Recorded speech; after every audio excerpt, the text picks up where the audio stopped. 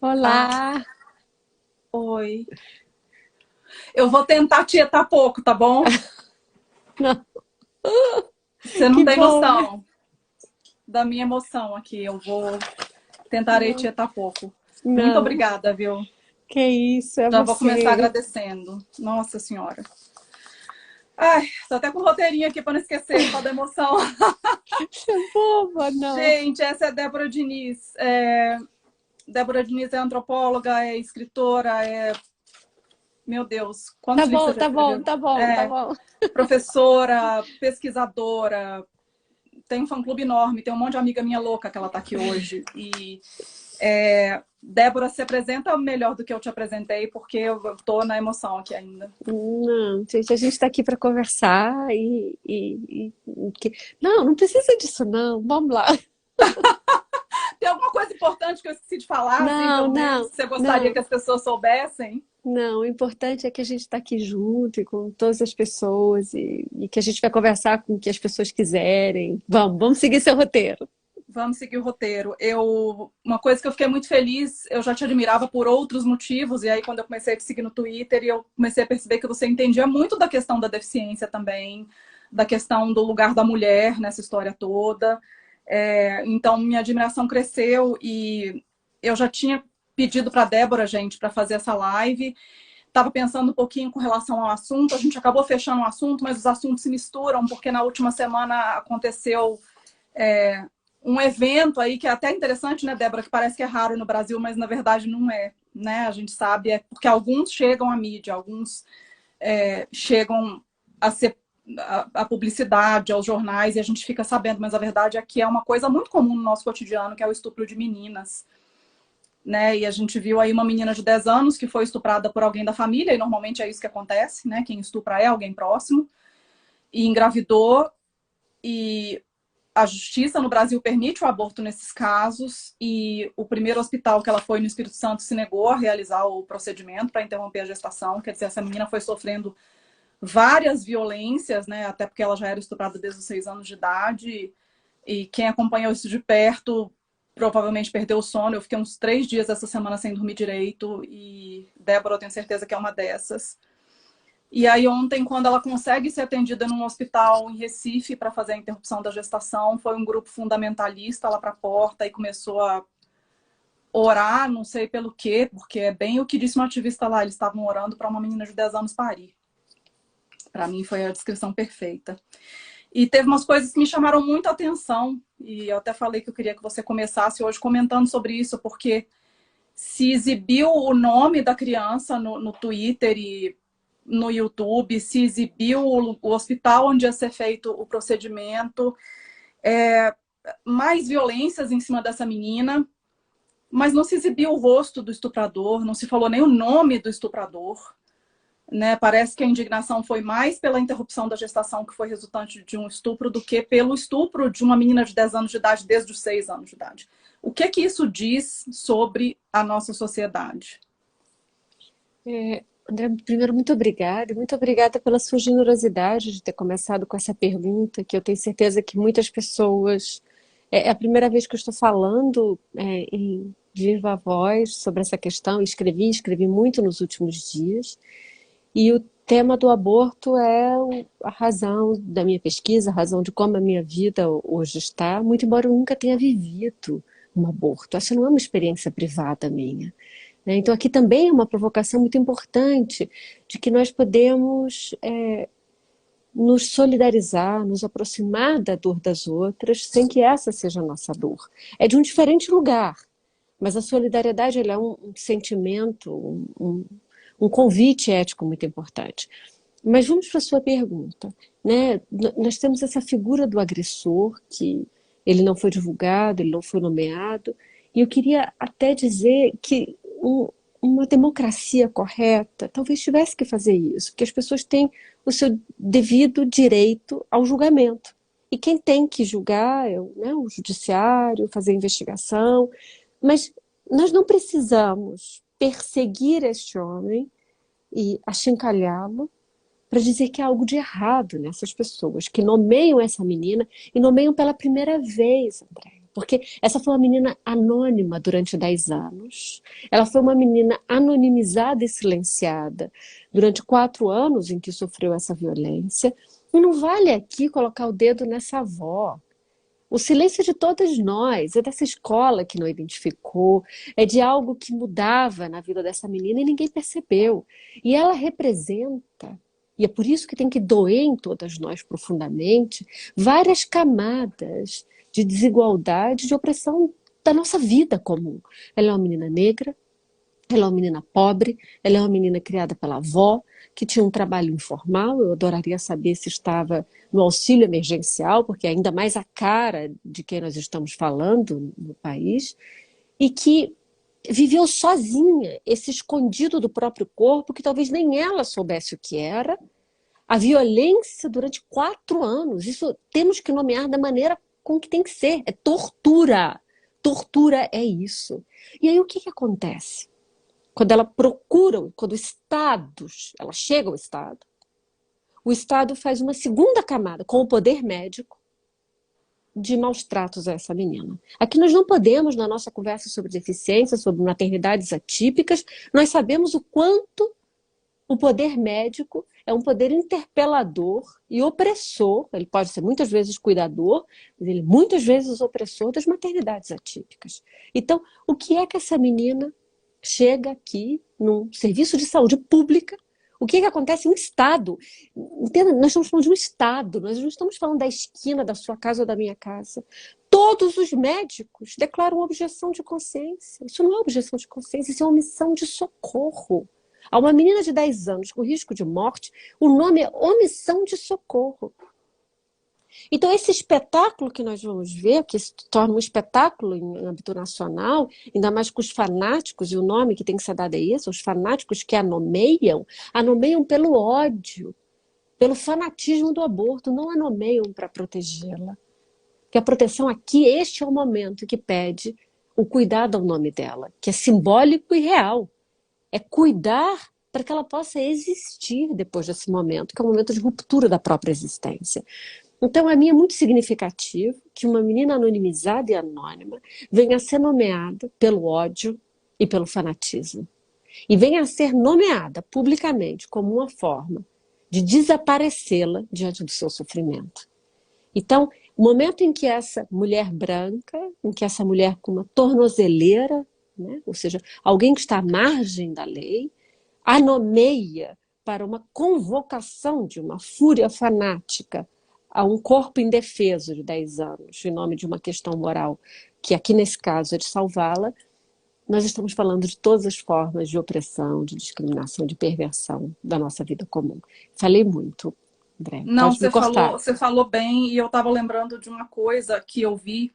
Justamente o médico que acabou fazendo o procedimento em Recife, ele deu uma entrevista e ele estava falando da diferença entre convicções religiosas e o seu dever como médico. E ele falou, se um médico for testemunha de Jeová e uma pessoa sofrer um acidente de moto, chegar no hospital precisando de uma transfusão de sangue, o médico vai se negar a fazer uma transfusão de sangue e vai deixar a pessoa morrer?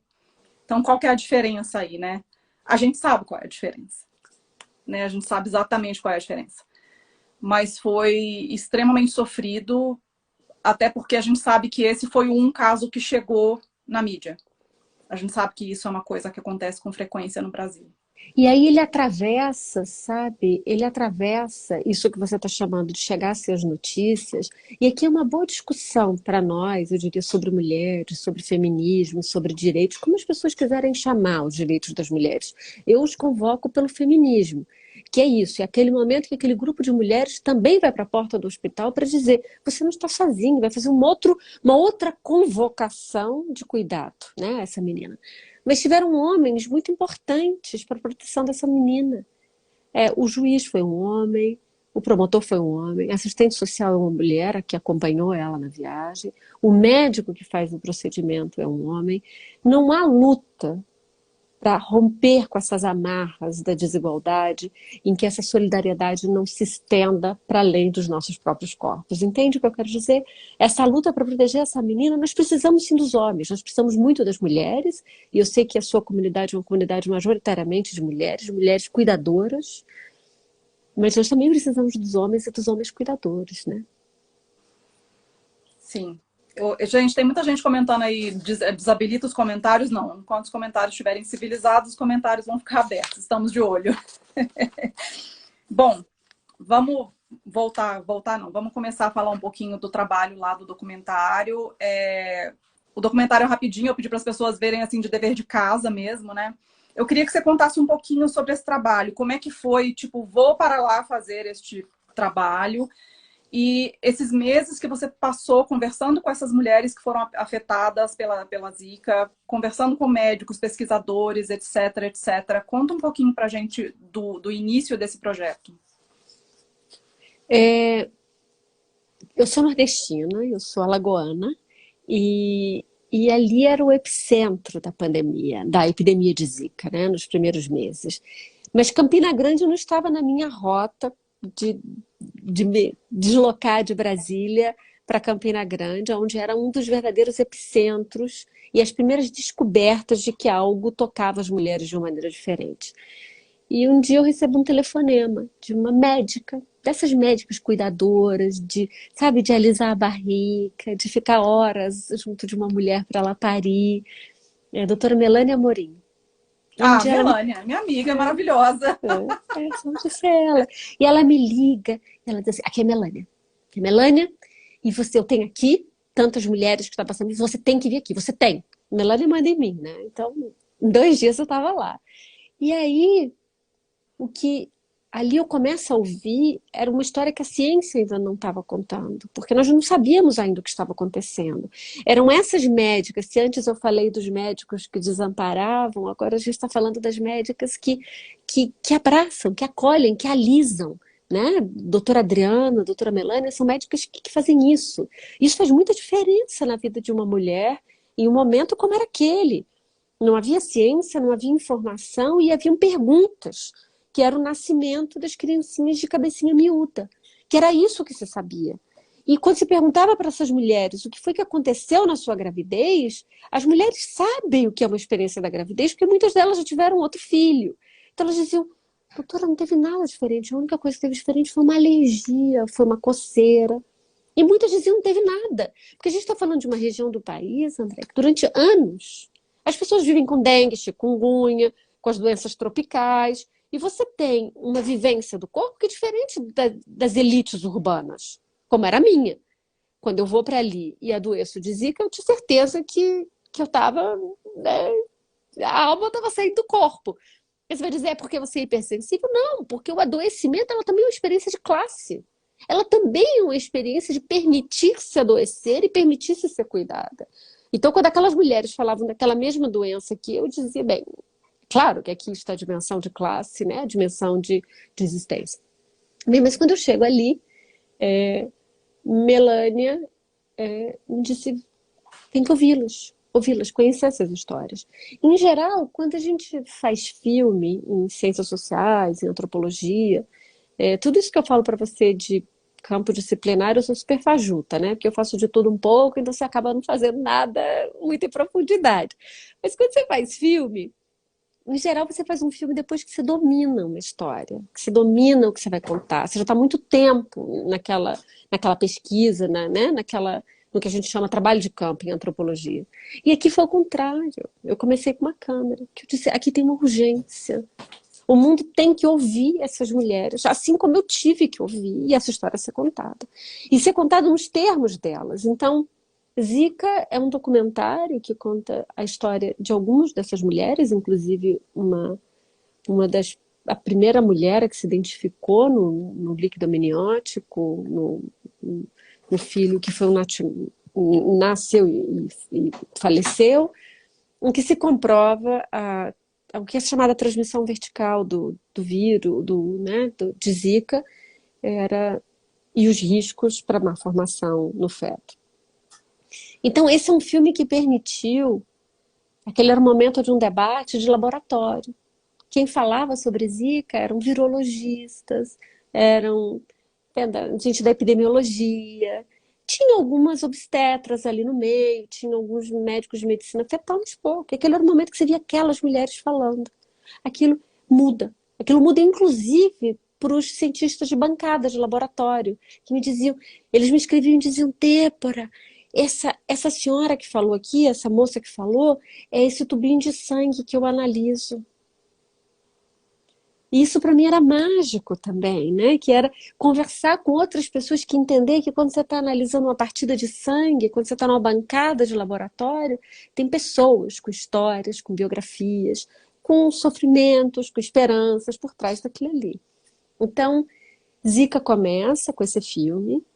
Eu, em um tempo inimaginável, escrevi um livro que foi Zika do Sertão Nordestino, Ameaça Global, naquele momento. Ele é publicado em agosto daquele mesmo ano. E no mesmo mês nós apresentamos uma ação ao Supremo, que foi recentemente rejeitada, né? 4, 5 anos depois, ela foi rejeitada pelo Supremo.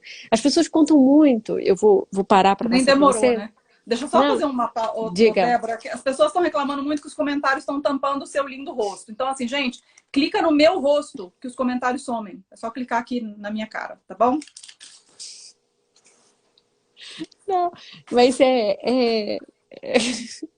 Então, o que eu ia contar é que nesse mesmo mês em que se lança, que eu lanço o livro, nós vamos ao Supremo, a ANIS, que é a organização da qual sempre me vinculei, e apresentamos uma ação ao Supremo.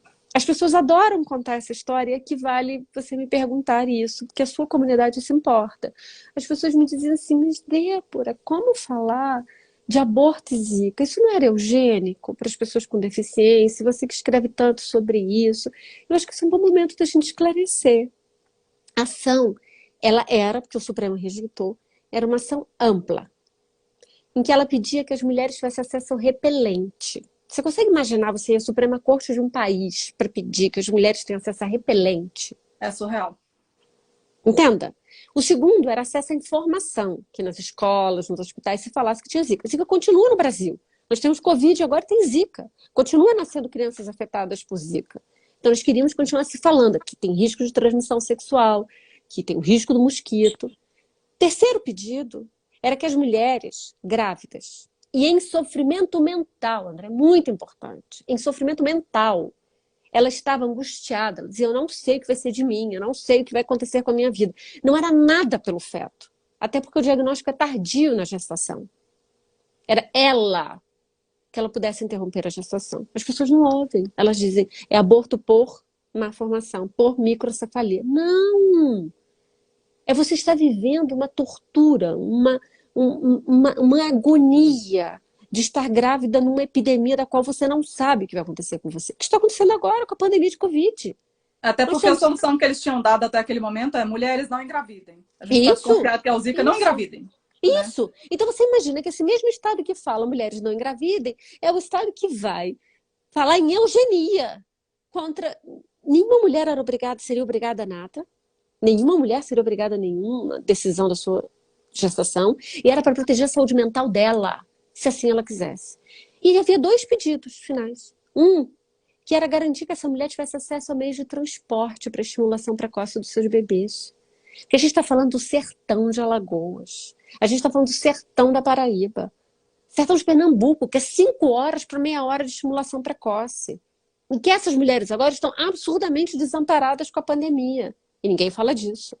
E o último era que ela tivesse acesso ao benefício de prestação continuada, que é muito diferente dessa conversa de pensão vitalícia que foi lançada pelo Bolsonaro. Essas mulheres, elas são cuidadoras.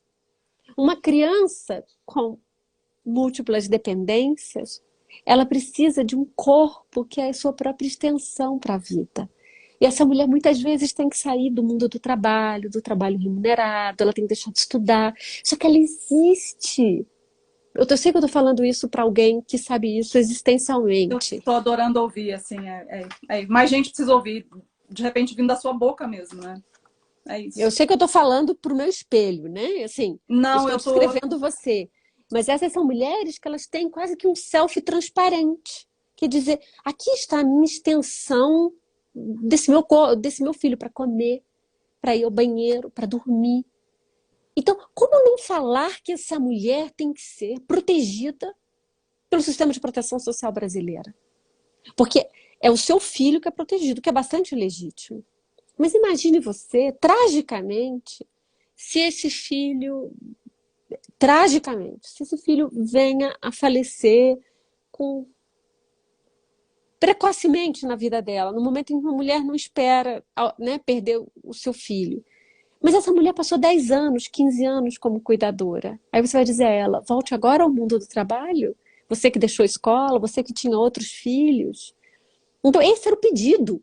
E é isso que a corte rejeitou. E ministra Damares, quando falou dessa ação, foi para falar que as feministas querem descriminalizar o aborto pela via da eugenia. Não pode mentir, né, gente? O debate público não pode mentir. O Não debate público deveria deve... poder, né, Débora? Até porque a gente não resolve aborto por questão de deficiência, proibindo o aborto. Quantas mulheres que têm filhos com síndrome de Down você conhece que descobriram na gestação? Eu conheço pouquíssimas. Porque muitas, principalmente de classe média, abortam. Né? Muitas, a maioria que eu conheço só descobriu quando nasceu.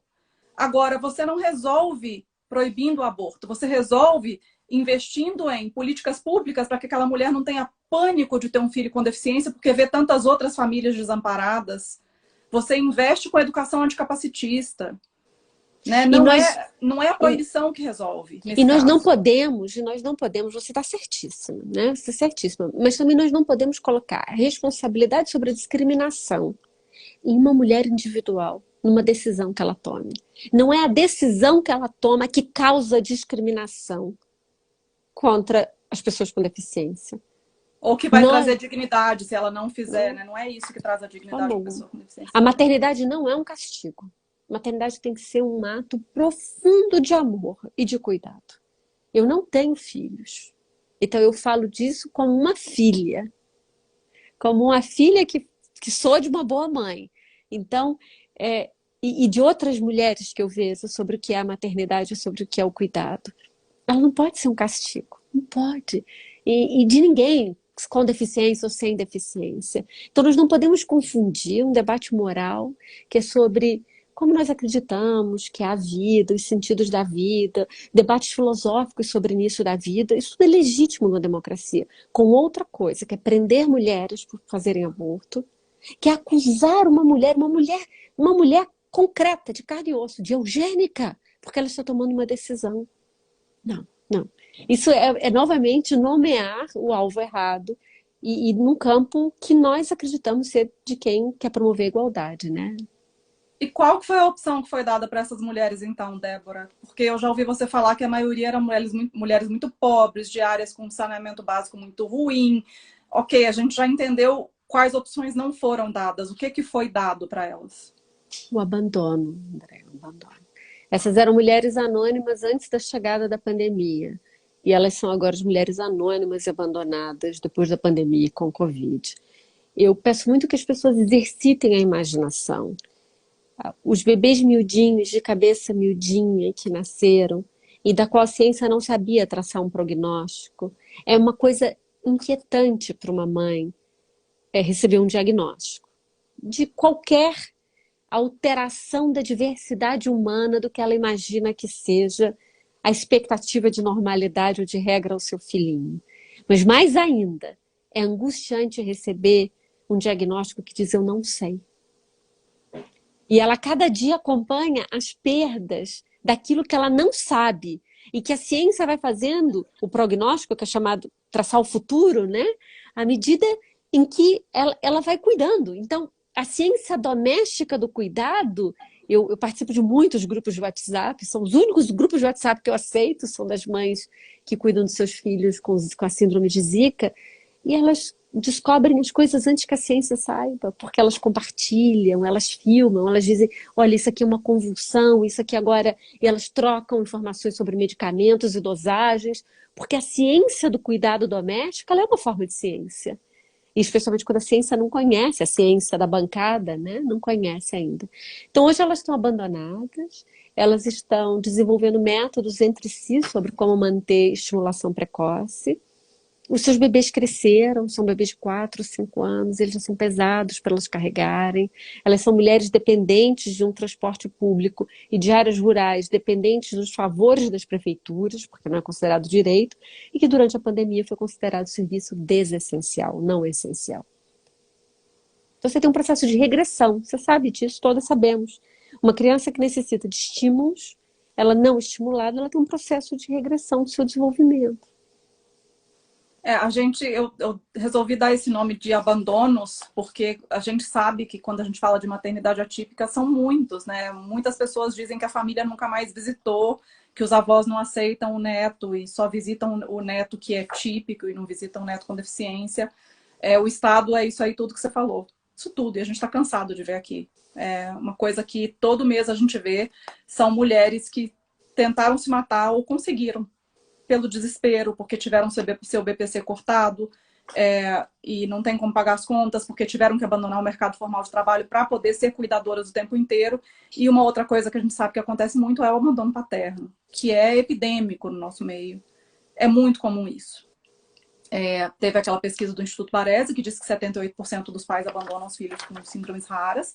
Eu não sei se tem, nunca vi uma estatística correta disso para autismo. Eu cheguei a ver uma estatística sobre a epidemia de Zika de 81%. Você chegou a conviver com mulheres cujos maridos foram embora? Se você viu isso de perto? Sim, sim. E essa não só é a história das mulheres mães de crianças com deficiência, mas essa é uma história muito comum das mulheres no Brasil, né?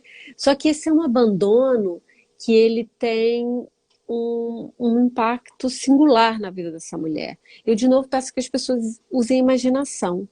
O que é você não ser de uma classe média que possa ter uma cuidadora que você terceirize o trabalho de cuidado, ou que você coloque numa escola que aceite sua criança, porque você ainda tem as barreiras das escolas públicas, dos espaços públicos para uma criança com múltiplas deficiências. O que essa mulher é o banheiro, o que essa mulher toma banho. Então, quando nós vemos esses escândalos, André, assim, uma criança estava amarrada, eu tenho um, uma reviravolta de emoções. Ao mesmo tempo de uma profunda comoção sobre essa criancinha, mas eu tenho uma profunda compaixão por essa mulher. Profunda compaixão. Que algumas vezes ela está ali sozinha e dizer como é que ela vai sobreviver a isso tudo? Ela tem outros filhos, ela tem as demandas da vida, mas isso nos obriga a um exercício de imaginação. E a nossa imaginação ela é muito curta dos nossos confortos da vida, né? A nossa janela ela é muito estreita. E foi nesse sentido que Zika ensinou. De novo, né? Qual a opção? Eu fico sempre pensando assim, eu sempre tento muito me colocar no sapato das outras, porque a minha situação também é privilegiada, né? Eu tenho um marido que é um companheiro, que divide as coisas, então eu sei que a minha situação é muito diferenciada em vários aspectos. Mas algumas coisas me irritam e eu comecei a notar isso muito cedo no ativismo. Uma delas é que essas mulheres sofrem múltiplos abandonos, inclusive dos parceiros, mas parece que recebem como prêmio de consolação aquela coisa de ficar sendo chamada de especial. Você foi escolhida por Deus para essa missão e Deus escolhe os seus melhores guerreiros para suas batalhas mais difíceis e você é especial, você vai aguentar, você é guerreira, você então é um prêmio de consolação, mas que ao mesmo tempo pesa, porque parece que ela tem que ser forte. Ela não pode fraquejar, ela vai dar conta. Então ela não pode sentir que ela está entrando em depressão, ela não pode sentir desespero, ela não pode, porque Deus escolheu essa mulher. Então são tantas coisas nocivas por trás desse discurso e que eu sinto que muita gente ainda não percebe isso. O que está por trás de toda essa coisa de não só passar a mão na cabeça do homem, né? Igual eu até mandei para você no roteiro hoje, que eu achei uma matéria do Estadão, uma infectologista falando: normalmente o homem tem essa dificuldade de assumir, falando do abandono paterno. Normalmente o homem tem essa dificuldade de assumir. Até quando a gente vai ficar passando a mão na cabeça? O que acontece? Não existe normal, né? O normal é aquele que é normalizável por regras que são regras de socialização, regras de padrões desiguais. Então, aqui ela é uma convocação, eu diria, e Covid traz isso com muita intensidade, André, que o cuidado, ela é a condição humana. Nós não existimos sem o cuidado. A interdependência é o que nos faz humanos. Há situações em que isso é agudizado. Uma criança com múltiplas deficiências, um idoso em uma situação de dependência. Então, se nós formos viver muito, nós vamos viver essa experiência da dependência. Uma criancinha pequena, ela é o desamparo da dependência. Mas por que nós não conseguimos falar sobre o nosso pacto do comum a partir do que é a condição humana, que é a interdependência? Nós escondemos isso. Nós temos dificuldade de chamar isso até de trabalho de cuidado, economia do cuidado. E nós vamos dizer isso é a natureza das mulheres, e é normal aos homens não aguentarem. Então, por isso que os homens, durante o confinamento, eu vi matérias que diziam isso. Por causa do confinamento, os homens batem nas mulheres. Não é por causa do confinamento. Tem algo que já estava naturalizado na cultura do patriarcado, no machismo. O presidente falou isso, né? Que o confinamento está mexendo tanto com a cabeça das pessoas que os homens estão batendo mais nas mulheres. Isso. Enfim, dele não me surpreende, de fato. Tipo mas a causalidade não é isso, não é o confinamento, né? É alguma coisa da nossa socialização, que inclusive naturaliza. E aí eu volto para a sua pergunta. As primeiras vezes que eu ouvi, sabe, militando no campo da deficiência, os meus primeiros livros foram sobre deficiência. Eu sou surda, parcialmente surda. Isso, quando eu começo a escrever sobre esse tema, eu nunca assim me apresentei, porque eu sempre considerei que os meus privilégios eram tão grandes, eu conseguia fazer leitura de lábio, eu tinha sido oralizada há muito tempo, e que eu não ia fazer uso dessa identificação. Depois que eu tive cabelo branco, e que as pessoas acham que eu sou surda porque eu sou velhinha, eu passo a dizer, porque isso me obriga a provocar o outro. E quando eu faço coisas assim, as pessoas não aguentam. Elas dizem, tá, caiu, bota de volta, caiu. Tudo faz, porque eu não consigo ouvir. Só as pessoas não suportam. Então eu faço isso para mimetizar a normalidade, para que o outro me suporte. Só que ele olha para o meu cabelo branco e diz, ela é assim porque ela é velhinha. Então isso é sensacional, essas performances que o outro espera sobre qual é o seu corpo e como o seu corpo interpela o outro, né? Então, por que eu quero dizer isso? Quando eu começo a trabalhar mais diretamente com o Zico, eu já tinha muitos anos atuando e trabalhando no campo da deficiência, quando eu ouvia as mulheres dizendo, Débora, eu sou uma mãe de uma criança especial, eu sou uma mãe especial, eu vinha com todos os meus cacuetes, né, de dizer, essa é uma forma de opressão, e aí depois de um tempo ouvindo, eu disse sim, isso oprime, isso a transforma numa heroína, isso é doloroso para ela, mas de alguma maneira isso permite uma identificação entre essas mulheres, quer dizer, esse não reconhecimento dos que não sabem o que a gente passa, ao menos a gente se convoca de um jeito que é elegante, que é bonito, que nos reconhece. Então aqui tem uma ambiguidade, sabe, André, tão intensa nessa palavra, e nessas classificações você é guerreira, ao mesmo tempo que isso é opressor, isso permite uma identificação entre essa comunidade de mulheres que nós, as não neste grupo, não reconhecemos. Faz sentido? Faz sentido, eu não tinha pensado por esse lado. Eu pensava que tinha uma certa dificuldade de algumas mulheres de verem a opressão por trás disso mesmo, e por isso elas se deixavam nomear assim e falavam que gostavam de ser nomeadas assim, sabe? Acho que de repente foi meio arrogante da minha parte. Não, mas às vezes é tudo isso, e isso é tão ambíguo em nós, não é? Naquilo que a gente acha que tem esse caráter opressor, mas tem também uma ressignificação entre elas de dizer, nós nos reconhecemos.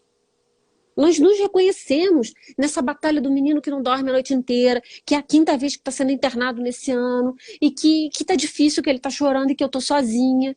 Então, como eu me convoco? Como eu convoco você, companheira? Como uma mãe especial, como uma mãe guerreira, como uma mãe de anjo. Então, é daí a ambiguidade.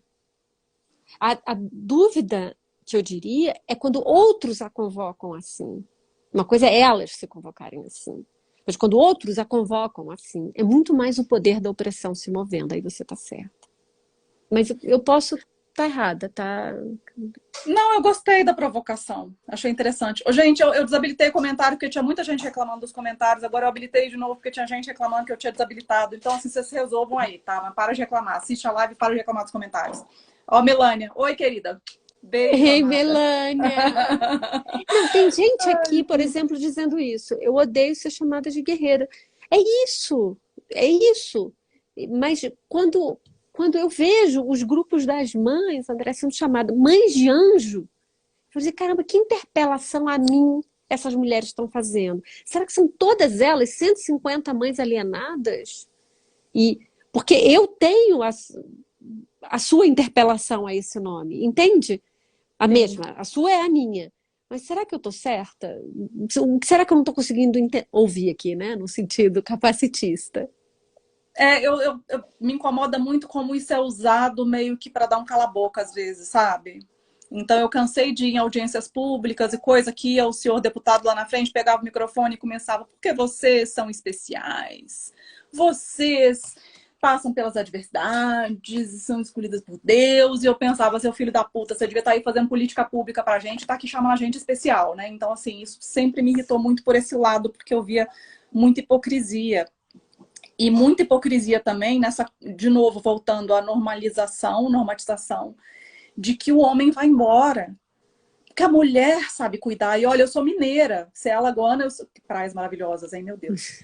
Eu sou Eu vi mineira. você lá, eu vi Você você viu, postando né? Meu foto. Deus, quase morri naquele lugar. Quero Maragogi de novo na minha vida. É. Eu sou mineira.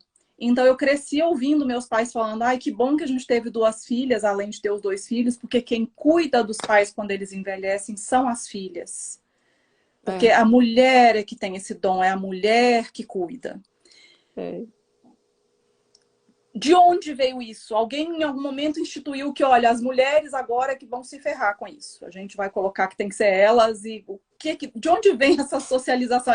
É parte de um plano maior? De onde vem isso? Olha, tem um monte de gente aqui dizendo que eu tô errada, que essa palavra guerreira é horrível, que isso de mãe de anjo não funciona. Pode ser que eu esteja errada mesmo, mas talvez a gente também tenha um marcador de classe no que a gente está conversando.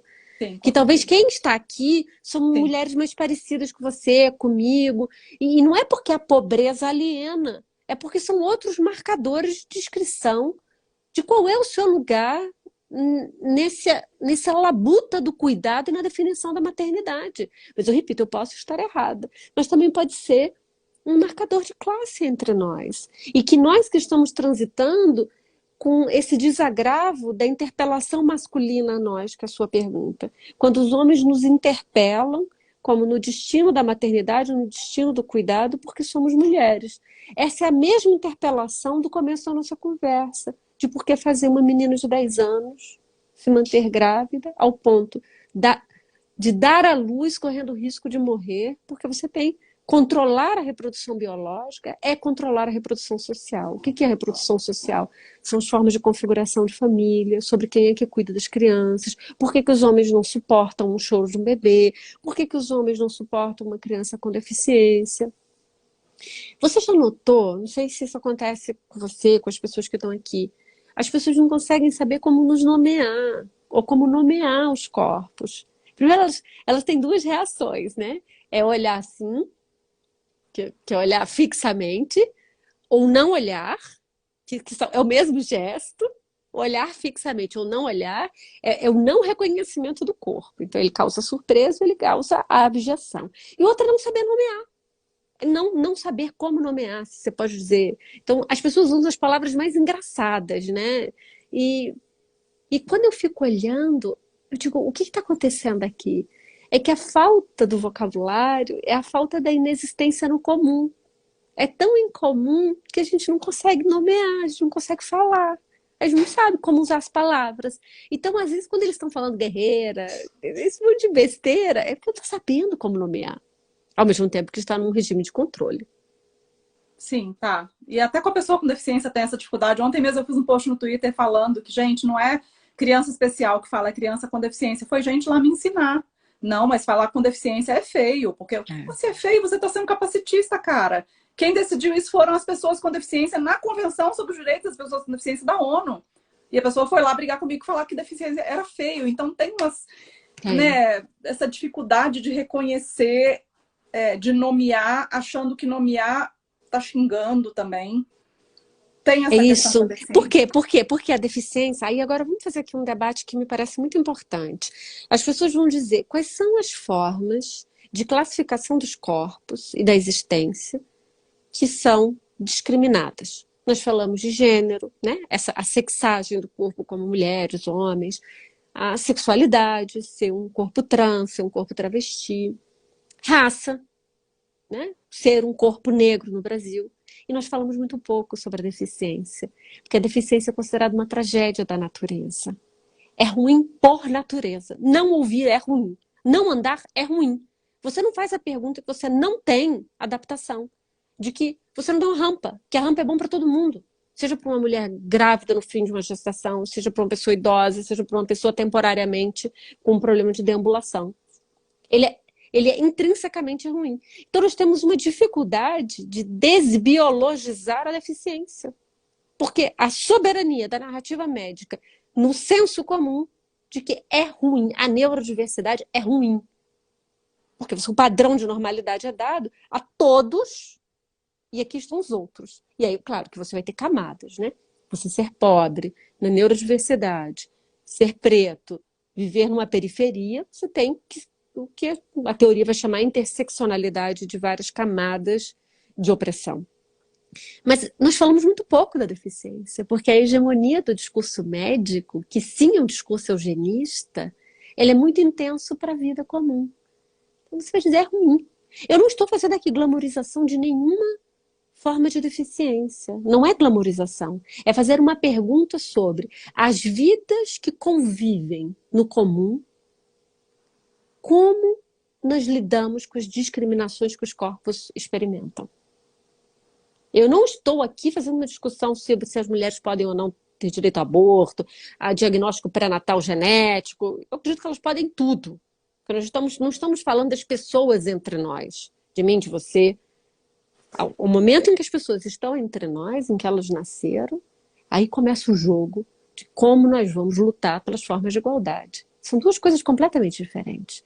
E essas pessoas que fazem a perseguição a essa menina, que gritam eugenia, são essas pessoas que ao nascer, Juliana, mas meu, porque o fanatismo é um fanatismo do aborto, um fanatismo por um dogma. Não é um fanatismo, não é uma luta por formas de cuidado, né? Eu acho engraçado essa culpabilização da mulher, né, que sempre acontece também. Eu fico pensando quantos homens que vão ser pais, se tivesse um exame para descobrir se o filho que está na barriga da mulher era homossexual, se eles não iam querer que a mulher abortasse. Você sabe que eu fiz uma live com a Renata Anjos, da Mães pela Diversidade, uma vez, e ela falou que uma das coisas que nós temos em comum, mães de crianças com desenvolvimento atípico e mães de LGBTs no geral, é que o abandono paterno também é muito frequente no meio deles. Quando o filho, a filha sai do armário, o pai vai embora. Aí, de novo, que fragilidade masculina é essa, Débora? Me ajuda. Depois Fragilidade dizem que a masculina mulher é o sexo é, frágil, né? Essa né? fragilidade masculina é muito boa essa palavra, né? E você veja que o movimento das mães de filhos LGBT, como ele é um movimento importante, porque é o do acolhimento na forma de existir. Mas as mães de crianças com deficiência, e eu não estou fazendo analogia de deficiência com a não heteronormatividade, eu estou dizendo com as formas de acolhimento de qualquer experiência do corpo fora da norma. Qualquer uma que seja. E você veja que você ter um filho com deficiência, a criança com deficiência, ela vive uma experiência de solidão. Porque você nascer com a neurodiversidade, você nascer surdo, você nascer cego, em geral, você nasce numa família de videntes, numa família de ouvintes. E essa é uma experiência que você experimenta como uma criança solitária. Isso é diferente de outra que é o que vive crianças gays, né, e adolescentes gays. E essa é diferente de experiências de racialização, porque ao menos você tem uma identificação na sua ordem familiar, como uma possibilidade de identificação, de iguais, de uma forma de amor, de afeto. E muitas crianças deficientes experimentam o isolamento, a experiência da atipicidade dentro da casa. Então, ela é a única criança surda numa família de ouvintes, ela é a única criança cega numa família de videntes. Então, você diz, o que é essa experiência? Aonde ela vai encontrar os seus iguais? E aí você diz, vai ser a escola. Na escola? Bom, as escolas são os espaços capacitistas na sua porta de entrada. Aonde vai ser? Então, a mim, é mágico uma geração jovem que possa ter os espaços das mídias sociais em que possa encontrar iguais. Dizer, você é um corpo como eu. Isso é maravilhoso. Tem muita gente mencionando Longe da Árvore, do Andrew Solomon, aí eu não sei se você leu, mas ele fala muito disso. Ele fala dessas... ao mesmo tempo em que a gente fala da importância da inclusão, e de fato é muito importante a inclusão, tem a importância de você pertencer a uma comunidade, de você se identificar no outro, para que você entenda que você não está sozinho no mundo, de que a sua existência faz sentido. Olha, tem outras pessoas como você que passam por coisas parecidas com você.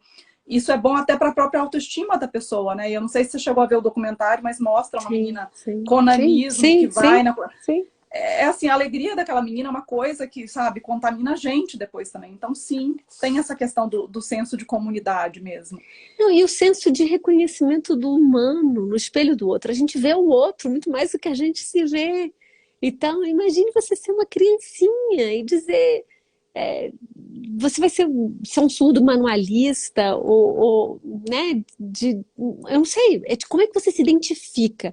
Então eu consigo entender quando você vai ter comunidades e famílias de surdos genéticos, congênitos, que vão dizer, eu quero fazer reprodução assistida para escolher um filho surdo, eu quero fazer uma composição de família que seja como eu.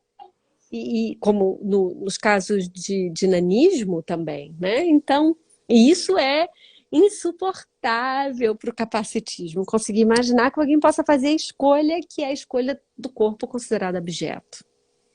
É muito interessante isso. Eu fiz uma palestra ano passado e foi uma moça que é surda. Ela tem uma página aqui, ela tem um Insta que chama Diário da Fiorella. E ela é surda, o marido também. A primeira menina era surda e nasceu a segunda. E aí eles ficaram naquela expectativa para saber se a segunda também era. E aí quando eles descobriram que era, eles fizeram meio que uma festinha e comunicaram que tinham feito outra bebê surda. E eu vi uma palestra com ela falando que ela ficava com uma angústia de pensar como que ia ser se a menina fosse ouvinte em uma família de pessoas surdas que usam Libras. Como é que ia ser isso aí? Como é que... Então, assim, pelo menos você já sabe como fazer, você já sabe o que você tem que fazer. Você está, de certa forma, na sua zona de conforto e vai gerar uma identificação também daquela criança com você. Né? Acho que dá um conforto para a mãe também saber que a criança não vai se sentir uma estranha na família. Claro. E disso, de que você sabe como cuidar, porque a linguagem do amor, ela se expressa pelas suas formas de naturalização do corpo, né? Então, qual é a sua forma espontânea de amar, expressar afeto. Então, ela passa por linguagem, ela passa por toque. Mas teve uma pessoa aqui que copiou, que disse algo insuportável o capacitismo. Você deve experimentar a mesma coisa que eu. Simplesmente nomear o capacitismo para algumas pessoas parece que nós estamos criando um problema onde não existe. A palavra é insuportável, ela é insuportável. Não só ela não é compreendida, e ela é uma palavra que ela ainda é frágil na língua portuguesa, porque ela transforma a falta na categoria que nós queremos nomear a discriminação, né? Que teoricamente seria a capacidade.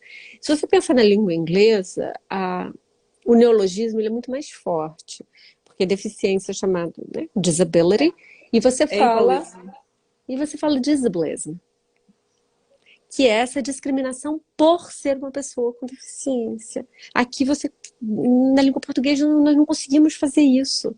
Então, nós temos que desafiar muito mais o conteúdo. Você fala que é o ableism que faz isso e que gera um disablism. O nosso o capacitismo gera o quê? A discriminação às pessoas com deficiência. Nós só conseguimos falar no composto. Nossa, eu nunca tinha pensado por esse lado também. Tem umas amigas aí assistindo que devem estar pirando, né, Adriana Torres? Sei que você está aí, já te vi. Sim, faz muito sentido. Eu tô meio... A gente acabou saindo um pouco do assunto, assim, mas... E você tá quase acabando! Não, pelo amor de Deus, ai meu Deus, falta 10 minutos já. Pelo amor de Deus, Instagram, segura nós. Tem que fazer de novo. Voltando, eu queria só concluir uma coisa aqui, que a gente estava falando de abandono paterno e da mãe especial, a mãe escolhida por Deus, aquela coisa toda. E queria voltar só para a gente fechar um pouquinho nessa questão do cuidado, né? De onde que vem essa noção de que o cuidado é uma coisa feminina e que a mulher cuida melhor, e que só as mulheres sabem cuidar, então que é normal o homem não querer trocar a fralda, o homem não querer, enfim. Isso tudo a gente está falando que faz parte de uma estrutura patriarcal, machista, etc, etc, etc. O que eu queria saber de você nesses minutos finais que a gente tem jeito? A gente pode sair desta live com alguma esperança? Como que se trabalha para desconstruir esse tipo de coisa? Como que se trabalha para que uma mulher que está tentando entrar na política, igual eu que me candidatei a deputada federal lá em 2018, eu lia nos meus comentários, mas e se você ganhar, quem vai cuidar do Theo? Quem vai estimular o Theo? Quem vai ficar com o Theo? Sendo que meu marido é um companheiro presente e tudo. Como a gente desconstrói isso para que as mulheres possam ocupar espaços, para que as mulheres possam ser vistas como seres que têm direitos a outros espaços e que não fiquem tentando mandar a gente constantemente para o lugar em que eles acham que a gente deveria estar? Eu diria que talvez por dois caminhos, pelo menos são os que eu acredito. Um é o da representação e o outro o da pedagogia, né? O da representação, nós precisamos de você na política. Nós precisamos de uma mulher com um filho dependente, com um filho com um diagnóstico de autismo, com 2 cachorros, com um companheiro bacana, dizendo, e eu tô aqui na política. E se não for na política, que você está no espaço público, disputando como você vai construir novas formas de representação para que nós possamos nos identificar em você. Todas nós, mulheres mais velhas que você, como eu, mulheres mais jovens que você. Mas é também pela pedagogia, né? Talvez aí seja o meu lado professora. Nós não podemos nunca perder a paciência com a palavra. Nós temos que continuamente voltar a ela. Porque algumas vezes a gente está falando para um que está nos interpelando de uma maneira vulgar e dizendo, olha, mas tem outro que está ouvindo e que está dizendo, algo aqui me toca. Então, muitas vezes que eu, por exemplo, entrei dentro do espaço das mídias sociais tem 2 anos. Eu nunca tinha vindo para cá, né? Eu achava que meu espaço era sala de aula. E quando eu não podia mais dar aula, eu tive que sair de sala de aula. Eu disse, eu preciso continuar conversando com o mundo. Eu não sei existir sem falar com o mundo, né? Sem que o mundo me provoque e eu retribua esse encontro. Então, eu não me canso, e não vou me cansar nunca, que as pessoas me digam, bota de volta, eu vou botar de volta, eu vou dizer, mas olha, não adianta nada, eu tô voltando só pra você ficar calma. E vamos! E aí tem horas que vão dizer coisas mais grosseiras, vão dizer assim, você é eugênica, aí eu vou abrir uma conversa mais dura. Eu não sou nenhuma boazinha, você sabe disso, né? Não sou nenhuma boazinha. As pessoas que me viram Brava. nas audiências do Supremo, você viu, eu não sou, entende? Eu não passo recibo para maldade, né? E eu acredito que tem maldade, mas sem me defender. Mas eu acredito na pedagogia, na forma da palavra que toca, da palavra que encontra. Mas eu acredito muito na representação.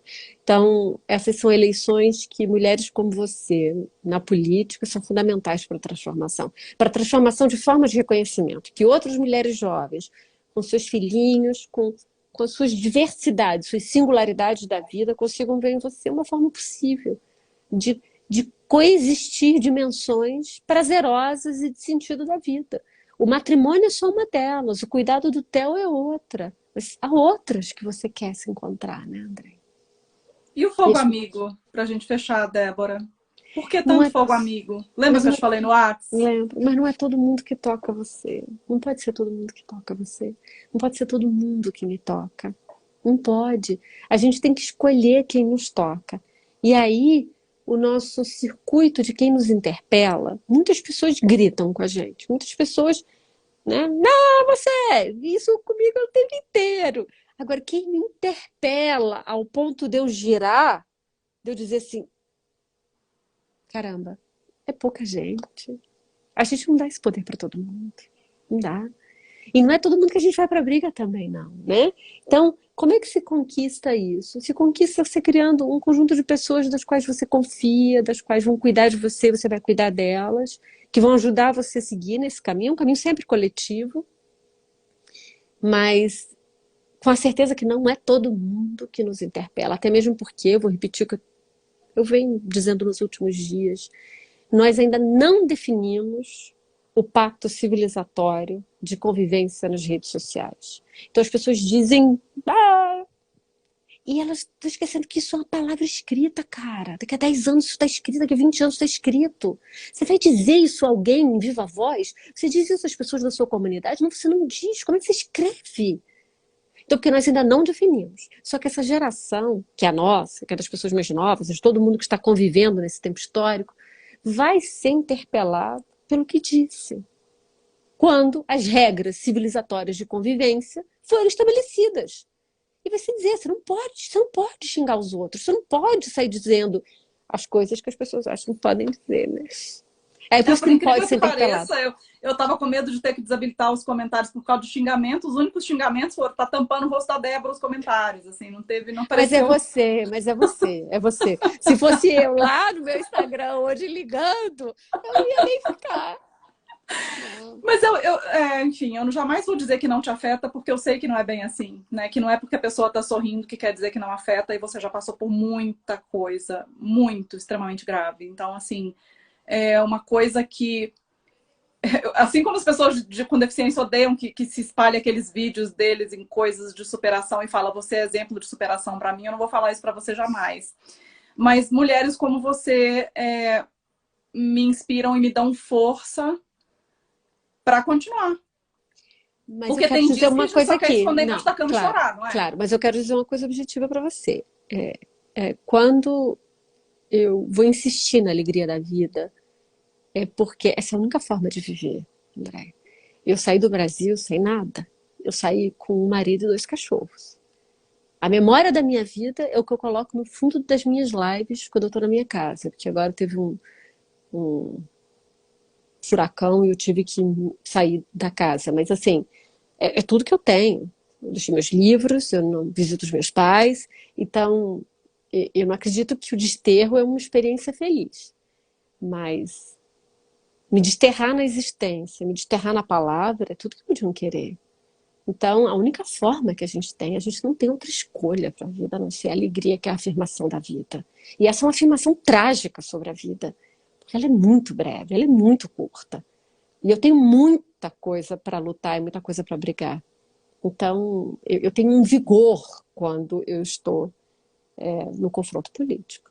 Essa é a minha razão de existência. Eu sou chorona, não repara. Enfim, estou aprendendo com você e com outras mulheres tão inspiradoras, sabe? A gente está num momento tão difícil, né? É aquele momento em que eu brinco assim, que você se alterna entre vontade de ir embora, sair fugida, e vontade de não, mas eu preciso ter um cargo político para fazer alguma diferença, ou para pelo menos tentar. E a gente fica se alternando entre esses momentos. Você não teve escolha, né? De certa forma, você não teve escolha. Mas você também não saiu do jogo, né? Você poderia estar simplesmente, sei lá, passeando e, né, não sei. Ou com medo. Anonimamente. Ou com medo. Ou com medo. O medo, ele é paralisante. Nós não podemos aceitar o medo. O medo, ele é a tática de paralisação e de silêncio. Nós temos que ter a palavra valente. A palavra valente não é a palavra heróica. Continuar no Brasil seria querer o quê? Bancar a Marte, a heróica? De que está levando que vai ser massacre na universidade? Claro que não. Eu não sou... Primeiro que você não faz nada sozinho na vida. Você só faz em rebanho. Para mim, em matilha. Né? Para quem gosta de cachorro, eu só faço matilha. Mas a palavra valente, ela é a resistência. Então, a gente não pode aceitar o medo. O convite do medo, ele é o convite do pessimismo, ele é o convite do silêncio. Tem muito amor nos comentários. Eu espero que você tenha visto tudo que passou aí. E só tenho a te agradecer, não só por ser essa pessoa que você é, mas por estar junta, do mesmo lado da trincheira, porque é muito bom olhar para o lado e ver que você está lá. É muito bom de verdade. Só posso te mandar muito amor do outro lado aqui, da parte sul. Espero que você esteja recebendo. A gente tem 20 segundos agora. Um beijo em todo mundo. Despedir dos seus fãs aí, porque tá cheio de fãs seu. Não tem fã, não. Só tem gente, todo mundo igual a todo mundo. Um beijo em todo mundo pra gente salvar. E, bom, espero que a gente possa repetir daqui a um tempo, porque assunto não falta. Muito obrigada, viu? Um beijo. Tchau. Tchau, gente. Vai ficar gravado, viu? Tchau.